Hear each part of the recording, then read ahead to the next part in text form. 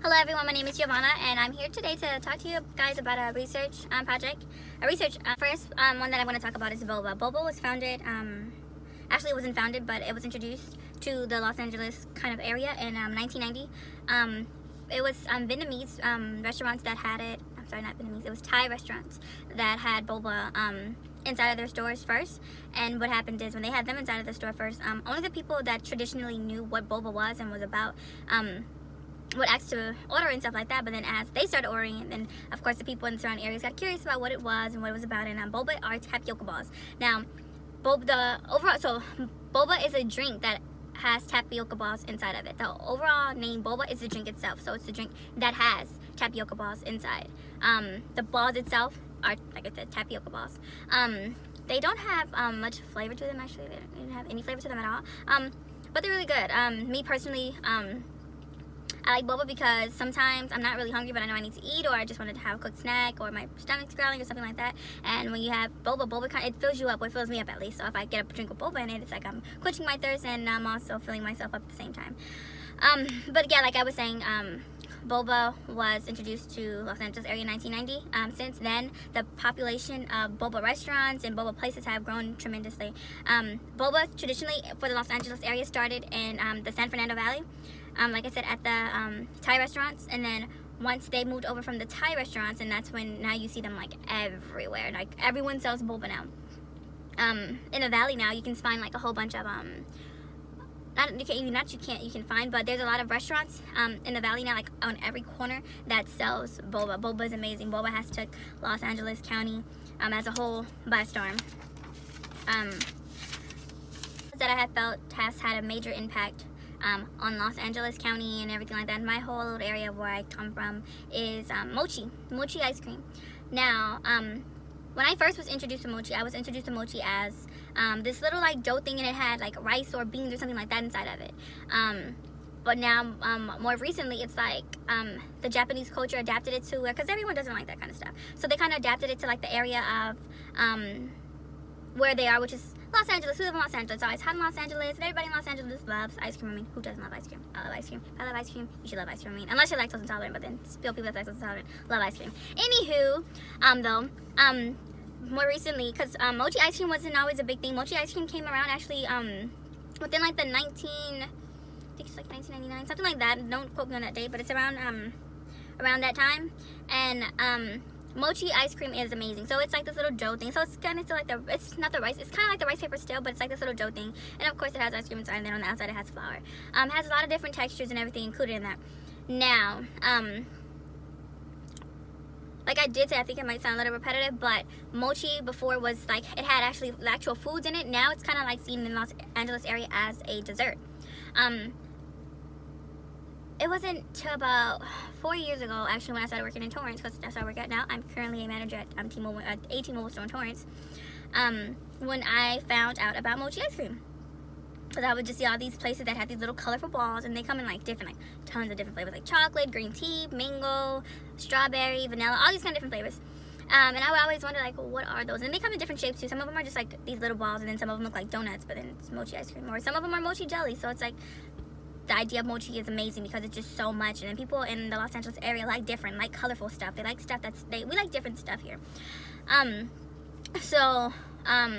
kind of got a little curious about those, and then a lot of my friends actually are of Asian descent. Guys, some background information, a little bit history on boba and mochi and where they come from and how I kind of find out about them and everything like that. I'm going to now talk to you guys about the research, some of the research that I conducted. So I work at a mall, and with working at a mall, there are two places in the mall. Now more, but there are two major places in the mall that sell two of the things that I'm talking about. One of them is Tutti Frutti, in which they sell boba, and then the other one is Ki Miyamoto. I think I said that right. And they sell mochi. Not only do they sell mochi, they sell a whole bunch of other cool Japanese treats and stuff like that. But I conducted research on my lunch breaks at both places to see the type of people that went inside and actually what they ordered. Spent about an hour there. My first visit to both places, I did a little bit of observation, so I seen how much traffic they had, and then I kind of observed about the age groups that were coming in and what they actually were ordering and stuff like that. And then on my second visit, I decided to actually take up on interviews with people. So then on one of after I did my observation stuff like that, I decided to actually then on my next visit, to First Tutti Frutti, I decided to actually have interactions with the customers and interview them and ask them about how they came about getting to try boba and everything like that. There was this guy named John. He was 22 years old. He was of African descent. He was an African American male, between the ages of like 22, something like that, 22 and 25, something like that. And I observed as he ordered first, and then I noticed that he had ordered a strawberry smoothie with boba in it. Now, I had asked him what made him want to get strawberry smoothie and boba, because then usually people get coffee and boba, but he got a strawberry smoothie and boba. And then he expressed to me that he likes smoothies, of course. He likes strawberry, of course. So then, and then boba was something that he had discovered accidentally, and then it's now just something that just becomes a part of a drink. Like if he's at a place and they offer boba and he can get it in his drink, he's gonna get boba in his drink. His experience was that he was one day going to work, and he had went to his local coffee shop, and I guess the person that was helping him had it was like a miscommunication, and the lady ended up giving him boba in his drink. And when she gave him boba, he was such in a rush, and he was open to trying new things. He was just like, oh, it's okay, forget it, I'll just take the drink. And he left, and he was like that. At first, when he tried it, it was something different, because the texture of boba, if you know, it's kind of slimy, kind of sort of, and it's like really chewy, and the balls. He tried it, and it was a little peculiar at first, and it was a little different for him, but then he ended up actually liking it. And then after he had drank his drink, he realized that that morning he had got a bagel as well, and he realized that he didn't even need it or want his bagel anymore, because he had gotten full from the boba, which is like I had mentioned recently in the video that I like boba because boba gets me full. When I don't want to eat nothing, it's something easy, something quick. When in doubt, grab a drink, boba in it. When in doubt. Yeah, but anywho, yeah, so he had got his drink with, so that's how he became to have a love and a relationship with boba, and that's one of his things now. It's something he likes now. Then my next interview, I did another interview with this lady named Kelly. She was white, and she did refuse to give me her age, but for me she looked like she was possibly between the ages of about like 25, 30, about there. And she had ordered a milk tea boba, which is just like milk tea boba. It's regular. It's not like a smoothie or anything like that. Just a regular drink, regular iced drink with boba in it. And then I had asked her like, why did she like milk tea boba? And she said milk tea boba was her first boba that she had ever tasted. So it's just something that she just ended up liking. It's a norm for her, and she's drank it so much that it literally, because it had like boba now is it plays a major part in her life. If she does not have, she told me actually, she let me know that she gets boba every morning before work. If she forgets to get boba one morning, or she does not have boba in the morning, that her day is like thrown off. I'm not sure if boba actually has caffeine in it or anything like that, but maybe it's something in her mind that made it. I don't know. Maybe it has caffeine in it. Maybe it doesn't. Maybe it has some little things in it that makes you more. The tapioca balls have something in it that make you more hype. I'm not 100% sure, but she just let me know that it did become a part of her routine, and that if she does not have boba, that she would have a bad day. So with that just with those two experiences and me interviewing both of them, it just shows how, because forgot to mention, they're both from the LA area. They were born and raised in the area. So Kelly was born raised.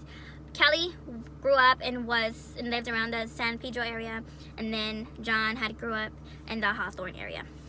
So they are Los Angeles natives, and they are from here. And it just shows like how the Japanese culture, which I very much so appreciate, how they not only introduced us to what's known as something that comes from them and theirs, but they also took the time out and took into consideration this area and its people, and says, hey, we're going to take something that's in our culture that we know, that we use this specific way and we have always done this way, and we're going to change it up and tweak it a little bit so that the people of other regions and stuff like that, they can like get a feel of it and get a taste of our culture and what it is that they're like, that we're about. And I feel like I very, very, very much so appreciate that, because it takes a lot to tweak up it's kind of like tweaking your beliefs to me. It's like you're just like you're tweaking up something so close and so dear to your heart, so that everyone around, in a way in which everyone around can get a feel for and enjoy it, which is very much so appreciated. I really do appreciate it, because I love mochi and I love boba.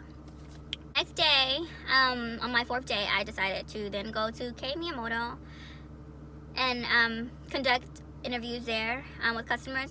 the first customer that I actually had an interview with, her name was Abigail. She was, I believe she's like 29, I believe 28, 29. And she had bought mango mochi.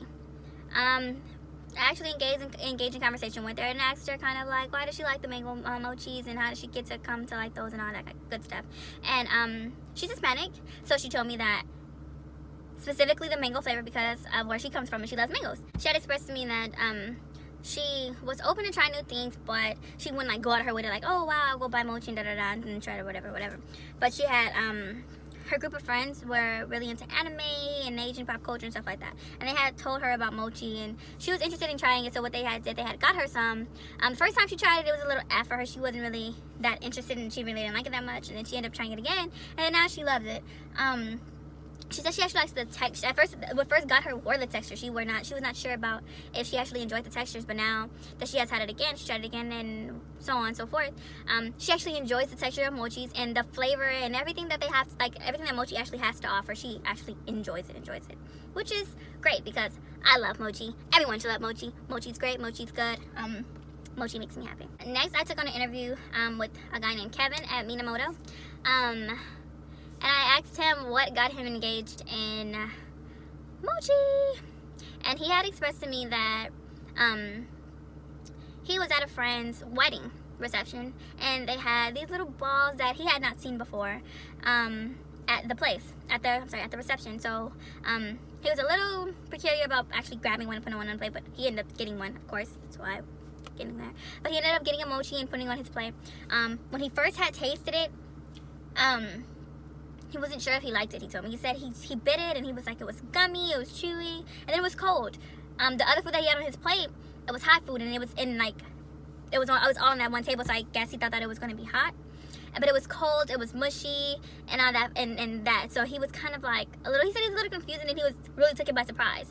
But he didn't start to keep, he chewed it and everything like that, and then he actually ended up liking mochi, so that's where he accidentally found love with mochi. He accidentally found love with mochi. That's when his relationship with mochi started. I'm just kidding. But yeah, that's where his relationship with mochi had started.